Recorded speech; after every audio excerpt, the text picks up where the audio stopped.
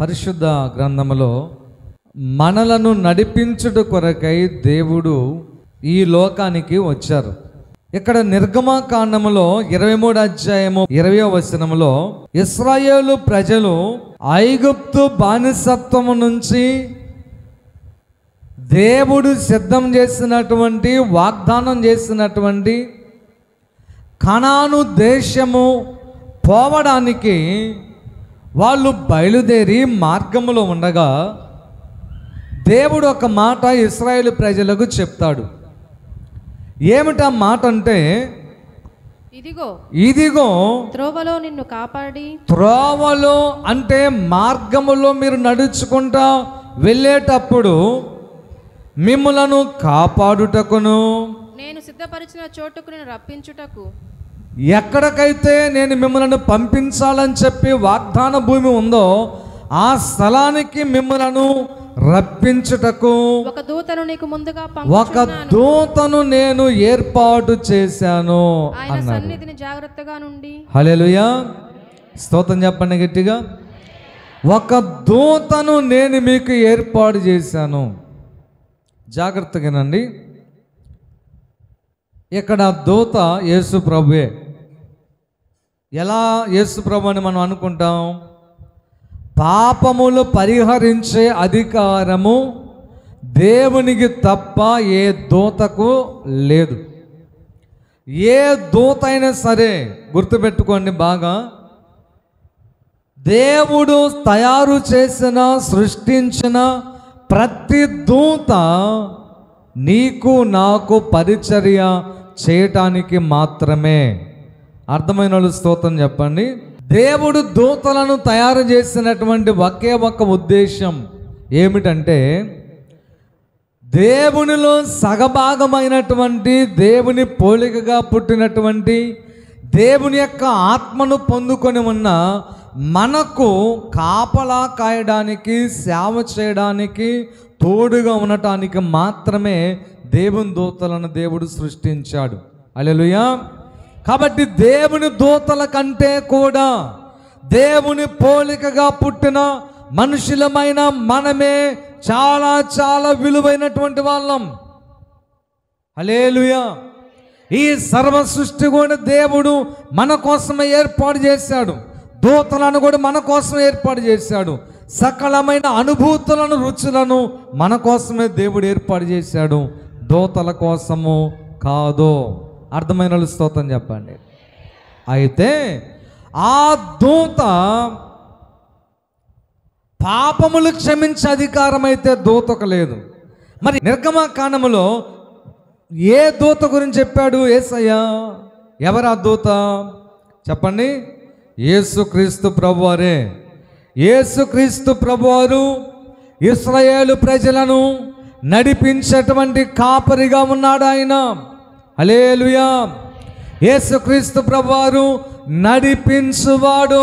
ఎవరు చెప్పండి? నడిపించువాడు. ఆయన నడిపించేటువంటి దేవుడు. స్తోత్రం చెప్పండి గట్టిగా. ఇప్పుడు ఎంతమంది యేసుక్రీస్తు ప్రభువారు నిన్ను నన్ను కానాను దేశమనే పరలోక రాజ్యానికి నడిపించే త్రోవలో కాపాడి నిజంగా చేర్చగలడు, ఆ విధంగా మన చేయి పట్టుకుని నడిపించగలడని ఎంతమంది నిజంగా నమ్ముతున్నారో వాళ్ళందరూ గట్టిగా స్తోత్రం చెప్పండి దేవునికి. హల్లెలూయా. ఇప్పుడు ఎలాంటి పరిస్థితులలో నుంచి ఆయన నిన్ను నడిపించగలడు? ఆయన నడిపించే దూత ఓకే. ఎలాంటి పరిస్థితులలో నడిపిస్తాడు? ఎప్పుడు నడిపిస్తాడు? అసలు నిన్ను నడిపించడానికి ఆయనకి ఇష్టమా కాదా? మనం వాక్యాన్ని తెలుసుకోవాలి. కీర్తనలు 48:14. ఈ దేవుడు సదాకాలం మనకు దేవుడై ఉన్నాడు, మరణం వరకు ఆయన మనల్ని నడిపించును. హల్లెలూయా. ఎప్పటి వరకు నడిపిస్తారు ఆయన? మరణము వరకు నిన్ను నడిపించు దేవుడు. బా ఉన్నారమ్మా ఎవరైనా మిమ్మల్ని ఆ రీతిగా నడిపించేవాళ్ళు? నీతో ప్రమాణము చేసిన నీ భార్య నీతో నడవదు. నీతో ప్రమాణం చేసిన నీ భర్త నీతో జీవితకాలం అంతా నడవరు. నీతో రకరకాల వాగ్దానాలు చేసే నీ మిత్రులైనా స్నేహితులైనా ఎవరైనా సరే మధ్యలోనే నిన్ను వదిలిపెట్టిపోతారంతే. హల్లెలూయా, హల్లెలూయా, హల్లెలూయా. దాదాపుగా మనుషుని యొక్క వాగ్దానములన్నీ వట్టివే. మనుషుడిచ్చే ప్రతి మాట కూడా వట్టిదే. మరణము వరకు నీకు తోడుగా ఉండి మరణము వరకు నిన్ను నడిపించే నాయకుడిగా ఉండాలంటే ఎంత కష్టమో ఆలోచన చేయండి. నీతో ఎన్ని సమస్యలు వస్తాయో, నీతో ఎన్ని శోధనలు వస్తాయో, ఎన్నిసార్లు నీవు ఆ పట్టుకున్న చెయ్యి విడిచిపెట్టి పక్కకి వెళ్ళిపోతావో, ఎంత సహనం కావాలో, ఎంతగా నిన్ను నడిపించాలో. అవునా కదా? మీరు నా చేయి పట్టుకుంటారండి, మీరు నా చేయి పట్టుకుని నన్ను నడిపించండి అన్నా, నన్ను నడిపించండి అయ్యగారు, నన్ను నడిపించండి అని చెప్పి నన్ను మీరు అడుగుతారు. ఓకే, అలాగే చేయి పట్టుకోండి అంటాం. చేయి పట్టుకొని బాగానే నడుస్తావు, కొంతసేపు నిన్ను గద్దించనంతసేపు బాగానే నడుస్తావు, నీ లోపము చెప్పనంతసేపు బాగానే నడుస్తావు, నీలో ఈ తప్పు ఉంది ఆ తప్పు ఉందని నేను నిన్ను సరిచేయడానికి ప్రయత్నం చేయనంత వరకు బాగానే నడుస్తావు. నువ్వు అనుకున్న కోరికలని నెరవేర్చినప్పుడు బాగానే నడుస్తావు. నిన్ను ప్రశ్నించడం స్టార్ట్ చేస్తే, నీకు ఇష్టమైంది నేను ఇవ్వటం మానేస్తే, మధ్యలో నీ మీద కోపగిస్తే, నీ గుండె హర్ట్ అయ్యేటట్లుగా, బాధపడేటట్టుగా, నొచ్చుకునేటట్టుగా ఏదన్నా మాట్లాడితే ఏలు విడిచిపెట్టి ఆమడ దూరం పోతావు. నువ్వు ఎంత దూరం పోతావు? ఆమడ దూరం. అవునా కదా? మళ్ళీ నేను అక్కడ ఆగాలి. నేను నడిపించడానికి నాకు చాలా సహనం కావాలి, నేను చాలా ఓర్చుకోవాలి, నేను ఎన్నో సమయం వేస్ట్ చేసుకోవాలి, డబ్బు వేస్ట్ చేసుకోవాలి, ఎనర్జీ వేస్ట్ చేసుకోవాలి, నా విలువైనటువంటివి ఎన్నో హ్యాపీ మూమెంట్స్ని నేను పాడు చేసుకొని నష్టపరుచుకొని జారిపోయిన నిన్ను మళ్ళా నీ వైపు తిరిగి నడిపించాలా? హల్లెలూయా. ఎంత కష్టమో నడిపించడం అంటే, చాలా చాలా కష్టం. స్తోత్రం చెప్పండి ఒకసారి. హల్లెలూయా. అందుకనే యేసుక్రీస్తు ప్రభువారు నిన్ను సదాకాలము మరణము వరకు నడిపించే దేవుడై ఉన్నాడు. ప్రియమైన దేవుని బిడ్డ, నువ్వు ఎట్టి పరిస్థితులలో భయపడవలసిన పని లేదు. హల్లెలూయా.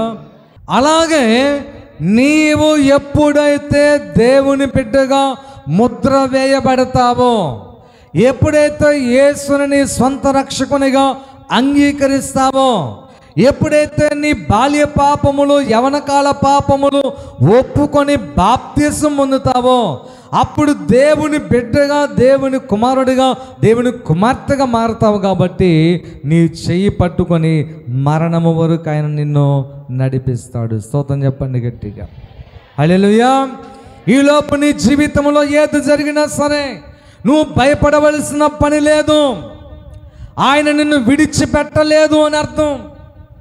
ఆయన నిన్ను విడువడు అనేటువంటి విడువడని మీరు బాగా అర్థం చేసుకోవాలి. కాబట్టి ప్రియమైన దేవుని బిడ్డలారా, ఆయన మనల్ని ఎప్పటి వరకు నడిపిస్తాడు? మరణము వరకు నడిపించువాడు. కీర్తనల గ్రంథము 143 అధ్యాయము 10వ వచనం చదువుదాం. 143:10. నీవే నా దేవుడవు, నీ చిత్తానుసారంగా ప్రవర్తించుటకు నాకు నేర్పుము. దయగల నీ ఆత్మ సమభూమి గల ప్రదేశమందు నన్ను నడిపించునుగాక. హల్లెలూయా, హల్లెలూయా. ఆయన నిన్ను మరణము వరకు నడిపిస్తాడు. అయితే ఈ దారిలో అనేక రకాలైన పరిస్థితులు ఉంటాయి. కాబట్టి ఎంత వ్యతిరేకమైన మార్గాలున్నా, ఎత్తు పల్లాలు నీ జీవితంలో ఉన్నా, కొండలు గుట్టలు మెట్టలు నీ లైఫ్లో కనబడుతున్నా, నీ చేయి పట్టుకొని సమభూమి గల ప్రదేశమందు ఆయన నిన్ను నడిపిస్తాడంట. స్తోత్రం చెప్పండి అర్థమైన వాళ్ళు. హల్లెలూయా. సమభూమి గల ప్రదేశం అంటే స్థిరమైనటువంటి ప్రదేశం, నిశ్చలమైనటువంటి ప్రదేశం, ఏ తొందర గలిబిలి లేనటువంటి ప్రదేశం. దావీదుతో చెప్తాడు ఒక మాట దేవుడు. బాయ్ వినాలి జాగ్రత్తగా, అర్థమవుతుందా? దావీదుతో చెప్తాడు దేవుడు ఏమని తెలుసా? దావీదు, నీ కుమారుడైన సొలొమోనును నేను రాజుగా చేసేదను. రాజుగా చేసిన తర్వాత ఆ సొలొమోను దినములన్నిటిలో ఆయన చనిపోయేంత వరకు కూడా సమాధాన సంబంధమైనటువంటి రోజులే ఉంటాయి తప్ప యుద్ధాలు కానీ హడావుడి కానీ ఉండదు అని చెప్పాడు దేవుడు. హల్లెలూయా. సమభూమి గల ప్రదేశం అంటే సమస్యలు లేనటువంటి ప్రదేశం, హడావుడి గందరగోళం లేని పరిస్థితులలో నిన్ను నిలబెడతాడు ఆయన. మరి మీరు అనుకోవచ్చు, ఏంటన్నా ఆర్థికంగా కానీ మరొక రీతిగా ఎత్తు పల్లాలు మా జీవితాల్లో ఉంటున్నాయి కదా. ఉంటే ఉండొచ్చు, కానీ నీకు నాకు ఒక నిరీక్షణ ఉంది. ఏంటి ఆ నిరీక్షణ అంటే మనము ఎప్పటికీ అదే పరిస్థితులలో కొనసాగము. హల్లెలూయా, హల్లెలూయా, హల్లెలూయా. ఎప్పటికీ అదే విధంగా నువ్వు కొనసాగవు. అవే కష్టాలు, అవే సమస్యలు, అవే ఆర్థిక ఇబ్బందులు, అవే ఎత్తుపల్లాలు, అవే ఎదిరింపులు, అవే నిందలు, అవే అవమానములు, అవే తిరస్కారములు, అవే నెట్టుబాటులు, అవే ఆ యొక్క అగమ్య గోచరమైన పరిస్థితులు అవేవి కూడా మన జీవితాల్లో శాశ్వతంగా ఉండవు. నమ్మిన వాళ్ళు గట్టిగా స్తోత్రం చెప్పండి. హల్లెలూయా, హల్లెలూయా. నీవు దేవుని చేయి పట్టుకోవడం నేర్చుకోవాలి. ఇంకొక మాట నేను మీకు చెప్తాను. ఒక భక్తుడు ఒక ప్రార్థన చేస్తున్నాడు. ఒక భక్తుడు. ఏంటి తెలుసా? యేసు ప్రభువా, నేను నీ చెయ్యి గనక పట్టుకోగలిగితే నా పట్టులో, నా చేతిలో గట్టి పట్టు అనేది ఉండదు. కష్టాలు వచ్చినప్పుడు విడిచిపెడతానేమో, లేదా దారిలో ఒక లాలిపాప కనబడగానే, ఒక రుచికరమైనటువంటిది ఏదో నా కనులకు కనబడగానే, ఒక సినిమా హాల్ కనబడగానే, ఒక తిరునాళ్ళు కనబడగానే, లేదా ఒక పాప సంబంధమైన విషయము నా దృష్టికి రాగానే ఏదో ఒక విషయంలో తప్పిపోయి అదైతే బాగుండు, ఇదైతే బాగుండు అని చెప్పి నీ చెయ్యి విడిచిపెడతానేమో. కాబట్టి నేను నీ చేయి పట్టుకోవడం నాకు ఇష్టం లేదు యేసయ్యా, నీవే నా చేయి పట్టుకొని నడిపించు. హల్లెలూయా, హల్లెలూయా. ఎంతమంది ఈరోజు అలాంటి ప్రార్థన చేస్తారు? నేను అలాంటి ప్రార్థన చేస్తా, మీరు కూడా అలాంటి ప్రార్థన చేయాలి. యేసయ్యా, నీవే నా చేయి పట్టుకొని నడిపించండి. నేను నడిపించడం కాదు, నేను పట్టుకోవడం కాదు. హల్లెలూయా, హల్లెలూయా. ఇంకొక విషయం చెప్తాను చూడండి. యేసు ప్రభువారు కాపరి అనుకుందాం. ఆయన నిన్ను నడిపించాలంటే ఆయన నీ చేయి పట్టుకోవాలని నువ్వు ప్రార్థన చేస్తున్నావు, ఓకే. కానీ కొంతమంది ఏం చేస్తారంటే యేసు ప్రభువునే నడిపించాలని ట్రై చేస్తారు. హల్లెలూయా. అర్థం కాలేదా? యేసు ప్రభువునే నడిపించాలని ట్రై చేస్తారు. ఎలాగా? ఏదన్నా నీకు ఇష్టం అనుకో, యేసయ్యా అది అయ్యా, అది అయ్యా, అదే అయ్యా, అది నాకు ఇష్టమయ్యా, ఒరే అది వద్దురా, దానికంటే శ్రేష్టమైనది నేను ఇస్తానురా అంటే, కాదయ్యా అదే అయ్యా.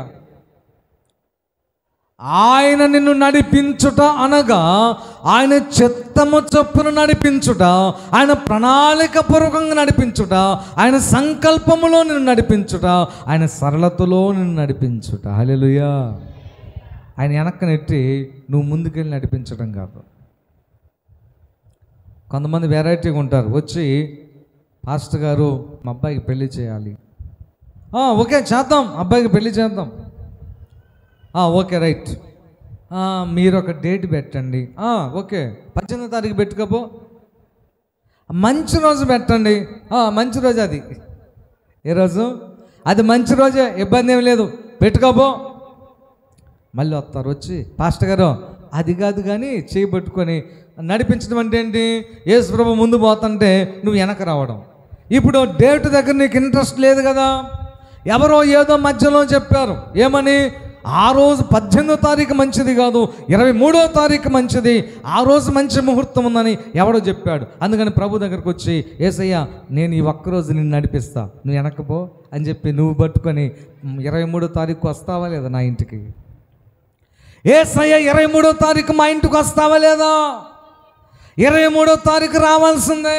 ఆ రోజు నా కొడుకు పెళ్ళి.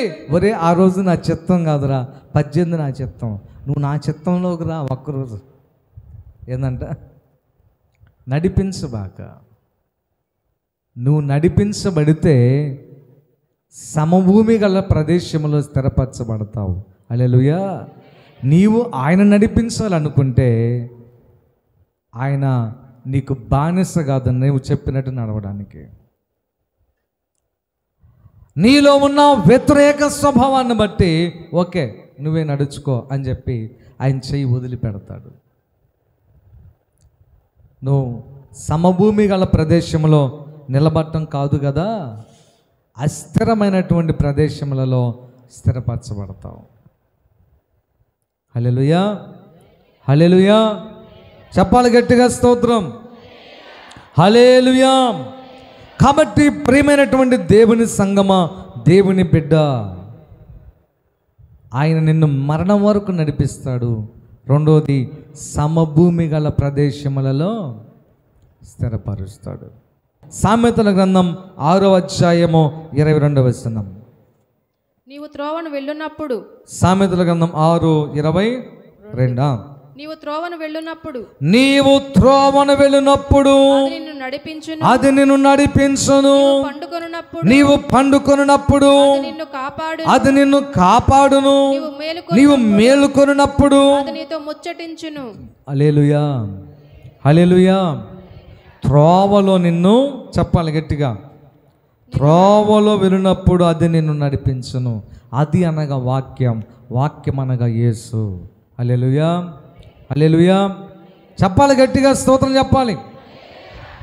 అది అనగా వాక్యము, వాక్యం అనగా యేసు. యేసు నిన్ను త్రోవలో నడిపించును. ఏమండి, అన్ని త్రోవలు ఒకే రీతిగా ఉంటాయా? చెప్పండి, ఒకే రీతిగా ఉంటాయా? కొన్ని త్రోవలలో సింహాలు ఉంటాయి, కొన్ని దారులలో తోడేళ్ళు ఉంటాయి, మరి కొన్ని త్రోవల్లో బురద ఉంటుంది, మరి కొన్ని త్రోవల్లో అయ్యేంటి ఊబి, లోతైనటువంటి ఊబిలు ఉంటాయి. అన్ని పరిస్థితులలో గుండా ఆయన నిన్ను నడిపించేవాడు ఆయన. హల్లెలూయా, హల్లెలూయా. మరలా ఎందుకో గుర్తొస్తా ఉంది, నేను ప్రభు చేసిన మేలు చెప్పాలని ఆశపడుతున్నాను. నేను 7వ తరగతి ఆ ప్రాంతంలో ఒకరోజు ఏం జరిగిందంటే, చూడండి దేవుని కృప ఏమిటో, సాయంకాలం వరకు ఉన్నా, ఆట ఆడుకుంటూ అక్కడే ఉన్నాను. ఆ నిలువురాళ్ళ దగ్గరలో ఎత్తు పొలాలుగా ఉందగా, ఒక్కనేగా ఎగురుతా దూగుతా ఆట ఆడుకుంటామన్నా, ఒక్కనే. ఒకసారి ఎత్తుగా అలా కనపడింది, దూరంగా వెళ్ళా, ఎగురు దాని మీద దూకాలి, దూకితే అది జర్రం జారుకుండా పోయింది అని ఆట ఆడుకుంటా అలా అనుకున్నా. అలాగ దూరం వెళ్ళి పరిగెత్తుకొని వచ్చి ఎగ్గిరి దాని మీద దూకాను. దూకేసరికి అది ఊబి ఒప్పడని నాకు తెలియదు, అప్పుడు దాకా నాకు అనుభవం లేదు. ఆ దెబ్బకి ఒక్కసారి నడుం దాకా లోపలికి పోయా. ఊరి బాబు ఇదేంది ఇలా ఉందని చెప్పి, అక్కడ ఎవరు లేరు అసలు. సాయంత్రం 5:30 అయింది, ఏ పిల్ల లేరండి, దేవుని సాక్షిగా చెప్తున్నాను, ఎవరు లేరు. ఇటు అటు బాగా చేయి జాపితే కనుక వాటి పేరేంది, జమ్ము పక్కన మొలిసింది కొంచెం. ఆ జమ్ము పట్టుకొని పీగుతున్న పైకి రావడానికి నేను కదులుతుంటే లోపల ఇంకా కదిలి ఎక్కడ దాకా పోయామని, ఏడ దాకా పోయా.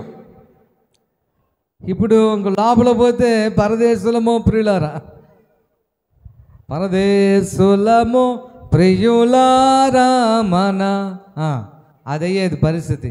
ఇప్పుడు ఏం చేయాలో అర్థం కాల. అవి లాగుతుంటే పీసులు ఊడొచ్చినాయి. కానీ దేవుడు గొప్పవాడండి. మీలో కొంతమందికి బాప్తీసాలు ఇవ్వాలని, కొంతమందికి తండ్రిగా ఉండాలని, కొంతమందికి తాతగా ఉండాలని, కొంతమందికి రకరకాలుగా ఉండాలనే ఉద్దేశంతో ఆ దేవుడు నన్ను ఇంకా బ్రతికించాడు. హల్లెలూయా. ఎన్నో మరణాలు తప్పించాడు. అది చిన్నతనంలో అతిపెద్ద మరణం. ఎక్కడ దాకా వెళ్ళిపోయా, తలకాయ కొంచెం బయట ఉంది. మీరు నమ్ముతారో లేదో, ఇప్పటికీ అర్థం కాని గొప్ప సంగతి, నేను అబద్ధం చెబితే దేవుడు క్షమించుగాక, అవసరమైతే శిక్షించుగాక. ఒక్క అబద్ధంగా నేను చెప్పట్లేదు, కానీ ఆ ఒబ్బడిలో ఒక బర్రె వచ్చిందండి. ఎట్టొచ్చిందో తెలియదు. బర్రె మునిగిపోవాలి, కానీ అది మునిగిపోవాలి. నాకు అప్పుడు ఆలోచన వచ్చింది, ఆ గేదె తోక పట్టుకుంటే బాగుండు అనిపించింది. చూసారా, ఆ తోక పట్టుకున్నానండి, దెబ్బకి లాగి అవతల పడేసింది. అది ఒంటి నిండా సొక్కాకి జరాయి డైరేగప్పుడు మొత్తం బురద. ఆ చిన్న కాలం ఉంటే దాంట్లో ఉతుక్కొని ఆరిపోయి నాకు నిదానంగా వచ్చా. ఇంటికాడికి వచ్చేసరికి వాళ్ళకి అర్థం కాల, ఎక్కడ పడ్డావా, ఆడ పడ్డాలే అన్న. బడికి పడలేదు, పొయ్యి చెరోటికి ఆట ఆడుకోవడానికి పోయి ఆడ బురదలో పడ్డానని చెప్పా. హల్లెలూయా. చూసారా ప్రియమైన దేవుని బిడ్డలారా, ఆయన నిన్ను త్రోవలో నడిపించును. ఆ త్రోవలో అనేక రకాలైన పరిస్థితులను నువ్వు చూస్తావు, అయినగా నువ్వు భయపడాల్సిన పని లేదు. నిన్ను నడిపిస్తాడు ఆయన. హల్లెలూయా, హల్లెలూయా, హల్లెలూయా, హల్లెలూయా. ఆయన ఎప్పుడు నడిపించినా కానీ శ్రేష్టమైన ప్రదేశంలోకే నడిపిస్తాడు, కానానులోకే నడిపిస్తాడు, నిత్యమైన దానిలోకి నడిపిస్తాడు, శాశ్వతమైన దానిలోకి నడిపిస్తాడు, స్థిరమైన దాంట్లోకి నడిపిస్తాడు. కాబట్టి ఆయన ఇప్పుడు త్రోవలో నడిపించేటువంటి వాడిగా ఉన్నాడు. చూడండి, ఇంకొక మాట మనం చూద్దాం. నీవు పండుకొనున్నప్పుడు, మనం పరిశుద్ధ లేఖన భాగంలో యెషయా గ్రంథం 49:10 చదువుదాం. యెషయా గ్రంథం 49:10. త్వరగా 10 నిమిషాలు ముగిస్తాం. వారి యందు కరుణించువాడు వారిని తోడుకొని పోవచ్చు, నీటి బుగ్గల యొద్ద వారిని నడిపించును. కాబట్టి వారికి ఆకలి అయినను దప్పి అయినను కలగదు. ఎక్కడ నడిపిస్తాడంటమ్మా? నీటి బుగ్గల యొద్ద ఆయన నిన్ను నడిపించును. హల్లెలూయా. నీటి బుగ్గలు 3 రకాలు ఉన్నాయి నీటి గురించి. 1 నీటి బుగ్గ యొద్ద నడిపించును, 2 జీవజల నదుల దగ్గర నడిపించును, 3 శాంతికరమైన జలముల యొద్ద నడిపించును. 3 నీటి స్థలాల్లో నడిపిస్తాడు ఆయన. హల్లెలూయా, హల్లెలూయా. కాబట్టి ఆయన ఇప్పుడు ఎలా ఎక్కడ నడిపిస్తాడంట చెప్పండి. యెషయా గ్రంథం 49:10. నీటి బుగ్గల యొద్ద వారిని నడిపించును. ఇక్కడ నీటి బుగ్గలు అంటే అర్థం ఏంటంటే నీరు సమృద్ధిగా కలిగిన బావులు అని అర్థం. ఇక్కడ అర్థం ఏంటి చెప్పండి? నీరు సమృద్ధిగా కలిగిన బావులు. నీరు లేకపోతే మనం బ్రతకగలమా చెప్పండి? తిండి లేకపోతే కొద్ది రోజులు బ్రతకగలం, కానీ నీళ్ళు లేకపోతే బ్రతకడం చాలా కష్టం. మీరు ఎవరైనా ఉన్నారా నీళ్ళు లేకుండా బ్రతకగలిగిన వాళ్ళు? చెప్పండి అమ్మా. చూడండి, ఇశ్రాయేలు ప్రజలు నడిచే సమయంలో వాళ్ళకు నీరు లేని ఆ సమయమున ప్రియమైన దేవుని బిడ్డ, దేవుడు వారికి చెప్పాడు, మీరు భయపడవద్దు, ఫలానా ప్రదేశంలో నీటి బుగ్గలను ఈత చెట్లను కలవు, అక్కడికి నేను మిమ్మలను నడిపించదను అన్నాడు. హల్లెలూయా, హల్లెలూయా.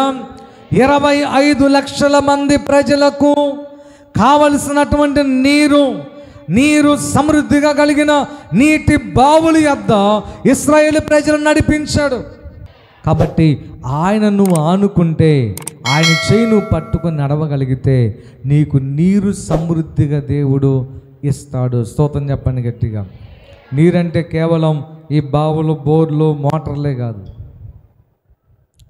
సమృద్ధిగా నువ్వు బ్రతకడానికి కావలసిన ఏర్పాట్లు ఆయన చేస్తాడు. హల్లెలూయా, హల్లెలూయా, హల్లెలూయా. నీవు బ్రతకలేననే మాట నీ నోట రాకుండా చేస్తాడైనా. నా బిడ్డలను ఎలాగ బ్రతికించుకోవాలి, నా భార్యను ఎలాగ పోషించుకోవాలి, నా యొక్క జీవితం ఎలాగా అని నువ్వు అనుకునే బాధపడి విచారపడే పరిస్థితి లేకుండా ఆయన నిన్ను నీటి బొగ్గల యొద్ద నిన్ను ఆయన నడిపించేవాడు. స్తోత్రం చెప్పండి గట్టిగా. ఇంకొక మాట నేను చెప్తాను.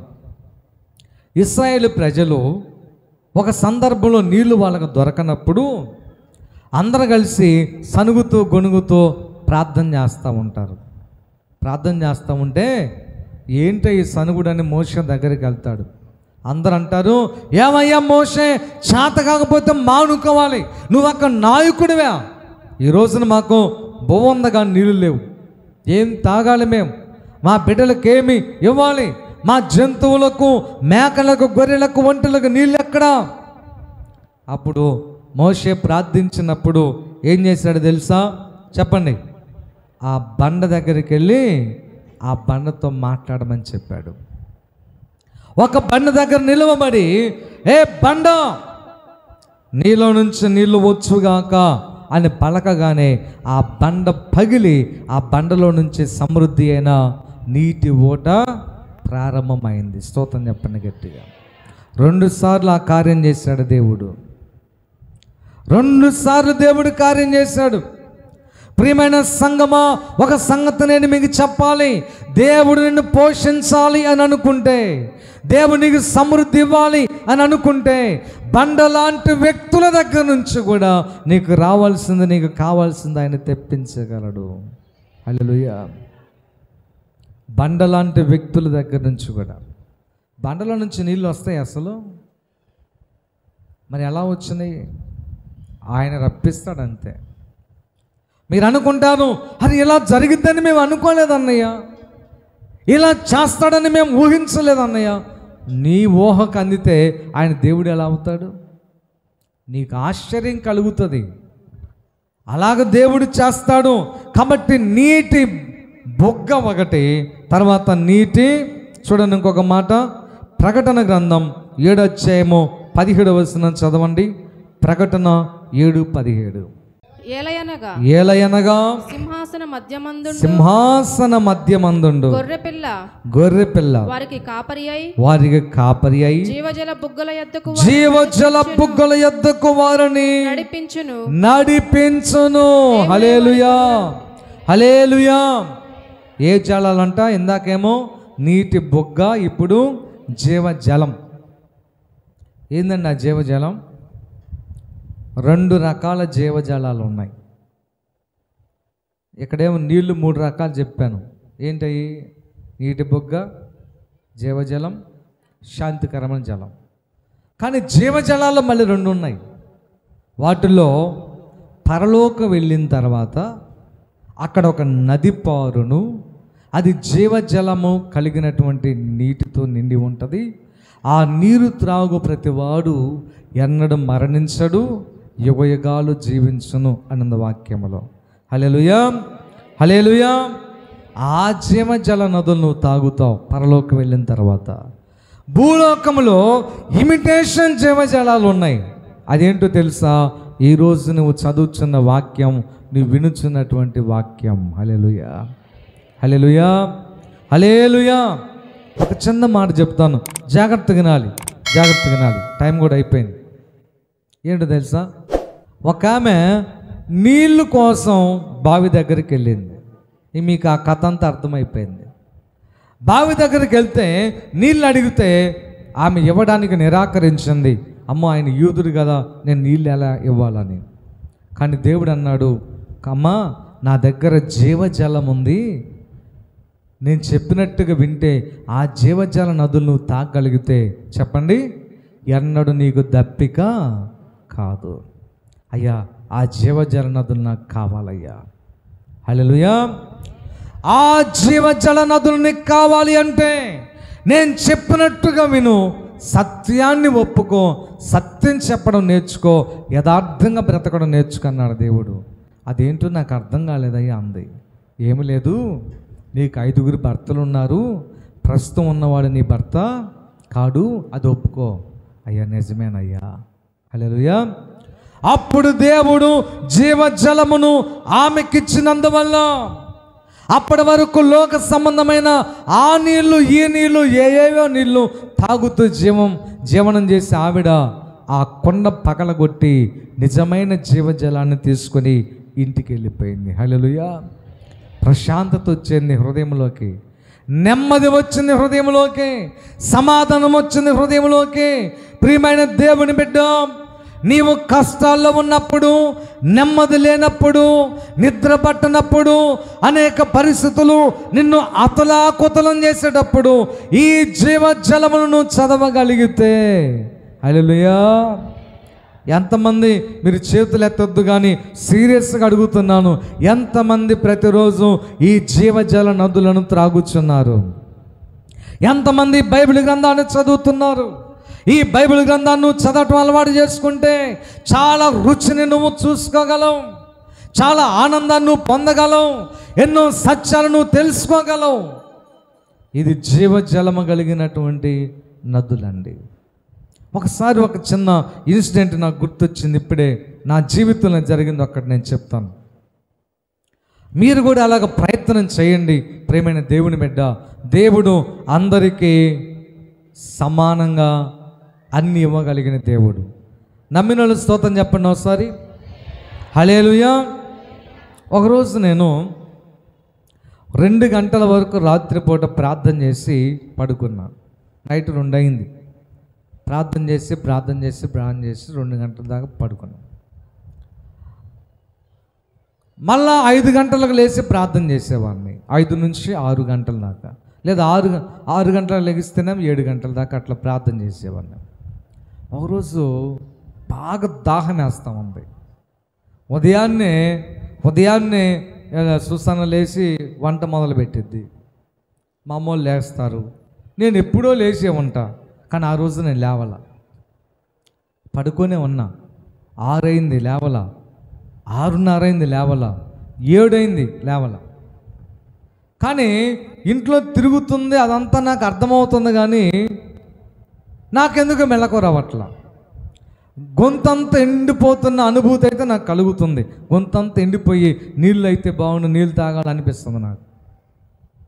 మీరు నమ్ముతారో లేదో, జీవగ్రంథమైన పరిశుద్ధ గ్రంథం పట్టుకొని నిజంగా చెప్తున్నాను, దేవుడు నన్ను నడిపించిన విధానంలో అదొక అపురూపమైన ఘట్టం. తెల్లవారుజామున ఒక గ్లాస్ నీళ్ళు తీసుకొని ఎవరో ఒక వ్యక్తి వచ్చి నా గొంతులో నీళ్ళు పోయటం, నేను 3 సార్లు గుట్టకేసాను. హల్లెలూయా. నిజంగానే తాగాను. మళ్ళీ నేను ఎప్పుడు మంచిది తాగానంటే 9 గంటలప్పుడు టిఫిన్ చేసినప్పుడు తాగా. అంత దాహంగా ఉన్న నేను మళ్ళీ నీళ్ళు తాగలా. ఎవరండి ఆయన? ఖచ్చితంగా యేసు ప్రభువే. హల్లెలూయా, హల్లెలూయా. ఇట్టి అనుభవం ప్రతి ఒక్కరికి దేవుడు ఇవ్వగలడు. నువ్వు ప్రార్థన చేయకపోతే నీకు ఎలాగా దొరుకుతుంది అలాంటివి? కాబట్టి నేను ముగిస్తున్నాను. జీవజల నదులు ఇస్తాడు ఆయన, నీటి బొగ్గలు ఇస్తాడు. 23వ అధ్యాయం కీర్తన గ్రంథం 2వ వచనం చదవండి, ముగించుకుందాం. కీర్తన గ్రంథం 23:2. యెహోవా నా కాపరి, ఆయన నాకు లేమి కలగదు. పచ్చిక గల చోట్ల ఆయన నన్ను పరుండ చేయుచున్నాడు. శాంతికర జలముల యొద్ద నన్ను నడిపించుచున్నాడు. హల్లెలూయా, హల్లెలూయా. శాంతికరమైన జలముల యొద్ద ఆయన నన్ను నడిపించుచున్నాడు. స్తోత్రం చెప్పండి గట్టిగా. ఆయన చెయ్యి నువ్వు పట్టుకుంటే, ఆయన నిన్ను నడిపించే కాపరిగా ఒప్పుకుంటే, ఆయన నిన్ను నడిపించాలని చెప్పి త్రోవలో నిన్ను నడిపించడానికి వచ్చిన దూతైన యేసుని వెంబడిస్తే నిన్ను శాంతికరమైన జలముల యొద్ద నడిపిస్తాడు. స్తోత్రం చెప్పండి గట్టిగా. హల్లెలూయా, హల్లెలూయా. నిజంగా చెప్తున్నానండి, నెమ్మది నీకు దొరుకుతుంది. నిన్న ఒక యవనస్తుడు దాదాపుగా 16-17 లక్షల ఖరీదైన కారులో ప్రయాణం చేస్తూ ఒక కాలువ దగ్గర వచ్చి ఒక నది దగ్గర ఆపి డోరు తీసుకొని ఒక్క క్షణం కూడా లేట్ చేయకుండా ఎగిరి కాలువలో దూకి చచ్చిపోయాడు. చూసారా? మనం అనుకుంటాం డబ్బు ఉంటే నెమ్మది ఉంటుంది అనుకుంటాం. నో, డబ్బు కోటాను కోట్లు ఉన్నటువంటి వాళ్ళు ఉన్నారు, నెమ్మది లేక, సమాధానం లేక బ్రతికేవాళ్ళు. కానీ యేసుక్రీస్తు ప్రభువారి జీవజలం అయినటువంటి ఈ వాక్యాన్ని నువ్వు వినగలిగితే, ఈ వాక్యాన్ని నువ్వు చదవగలిగితే, ప్రతిరోజు కొంత సమయం, ప్రతిరోజు కొద్ది నిమిషాలు, ఖచ్చితంగా ఈ జీవజల నదులు నీకు దొరుకుతాయి. శాంతికరమైన జలాల యొద్ద ఆయన నిన్ను పరుండి పెడతాడంటే అర్థం ఏంటంటే, నీ హృదయంలోకి శాంతిని, సమాధానమును కలుగు చేస్తాడు. స్తోత్రం చెప్పండి గట్టిగా. హల్లెలూయా. మీరు నిజంగా ఏదో ప్రార్థనకు రావడము, వెళ్ళటం, దానివల్ల ఎలాంటి ఉపయోగం లేదు. ప్రియమైన దేవుని బిడ్డ, నువ్వు సమయం కేటాయించు, వాక్యం చదవటానికి ప్రయత్నం చేయి, వాక్యాన్ని వినటానికి ప్రయత్నం చేయి. ఖాళీ సమయం ఉన్నప్పుడు సెల్ ఫోన్లో వాక్యం పెట్టుకొని వినటానికి ప్రయత్నం చేయి. జాగ్రత్తగా నిజంగా వాక్యం ఎప్పుడైనా ముందు పెట్టుకొని చదువుతుంటే ఎవరన్నా వస్తే డిస్టర్బెన్స్గా ఉంటుందని నాకు చాలా ఇబ్బందిగా అనిపించింది. ఇప్పటికి కూడా అంత రుచిగా ఉంటుంది, ఇంకా చదవాలనిపిస్తూ ఉంటుంది. చదువుతూ ఉంటే ఎన్నెన్నో సత్యాలు అర్థమవుతూ ఉంటాయి. నాకు అనిపించింది, అబ్బా ఎన్ని మధురమైన విషయాలు ఉన్నాయి. నీకు అర్థం కాకపోతే ఏంద్రా, ఇప్పుడు కూడా మీకు వాక్యం అర్థం కాకపోతే ఏంటది? గడియారం. అటు చూస్తూ ఉంటాం, ఇటు చూస్తూ ఉంటాం, పక్క చూస్తూ ఉంటాం, సెల్ ఫోన్కి వెళ్ళి చూస్తాం. వాక్యం అర్థమవుతూ ఉంటే నీకు ఎప్పుడు కూడా చిరాకు చేదరా రాదు, ఇంకా వినాలనిపించింది. స్తోత్రం చెప్పండి గట్టిగా. కాబట్టి యేసు నిన్ను నడిపిస్తాడు. ఒకటి చెప్పాలి, మరణము వరకు నడిపిస్తాడు. 2, సమభూమి గల ప్రదేశములలో నడిపించును. 3, త్రోవలో నిన్ను నడిపించును. 4, నీటి బొగ్గల యొద్ద నడిపించును. 5, జీవజల నదుల యొద్ద నడిపించును. శాంతికరమైన జలముల యొద్ద నడిపించును. దేవుడి మాటలు దీవించుగాక. కళ్ళు మూసుకోండి, ప్రార్థన చేసుకుందాం.